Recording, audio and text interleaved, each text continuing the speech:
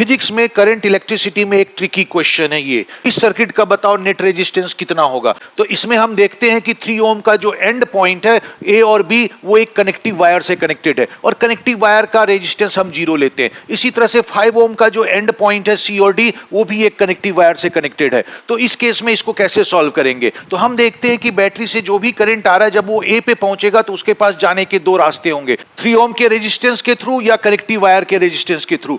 तो जब वो कनेक्टिव वायर से जाएगा तो कोई भी अपोजिशन नहीं होगा क्योंकि उसका कोई रेजिस्टेंस नहीं है। इसलिए जब करंट इधर से जाएगा तो कोई भी पोटेंशियल ड्रॉप नहीं होगा। इसका मतलब ए और बी सेम पोटेंशियल पे आ गए और क्योंकि ए और बी सेम पोटेंशियल पे आ गए मतलब 3 ओम के अक्रॉस कोई भी पोटेंशियल डिफरेंस नहीं है और जब किसी रेजिस्टेंस के अक्रॉस पोटेंशियल डिफरेंस नहीं होता तो उससे करंट फ्लो नहीं होगा। इसका मतलब करंट ए से बी की तरफ 3 ओम रेजिस्टेंस से नहीं जाएगा बल्कि सारा करंट कनेक्टिव वायर के थ्रू ए से बी की तरफ जाएगा। इसी तरह से सी और डी के बीच भी कोई पोटेंशियल ड्रॉप नहीं होगा क्योंकि वो भी एक कनेक्टिंग वायर से कनेक्टेड है। इसका मतलब वह 5 ओम के रेजिस्टेंस के क्रॉस कोई पोटेंशियल डिफरेंस नहीं है। इसलिए करंट सी से डी की तरफ 5 ओम रेजिस्टेंस से नहीं जाएगा बल्कि कनेक्टिव वायर से इस तरह से निकल जाएगा। तो इस तरह से इस सर्किट में रेजिस्टेंस ए से बी कनेक्टिव वायर की तरफ जाएगा, फिर बी से सी 4 ओम की रेजिस्टेंस के थ्रू जाएगा, फिर सी से डी कनेक्टिव वायर के थ्रू जाएगा और फिर वो बैटरी में चला जाएगा। तो इस तरह से करंट के रास्ते में सिर्फ एक ही रेजिस्टेंस है 4 ओम, इसलिए इस सर्किट का रेजिस्टेंस 4 ओम हुआ। अगर मेरा एक्सप्लेनेशन पसंद आया हो तो मेरे वीडियो को लाइक कर देना, शेयर कर देना और चैनल सब्सक्राइब कर लेना।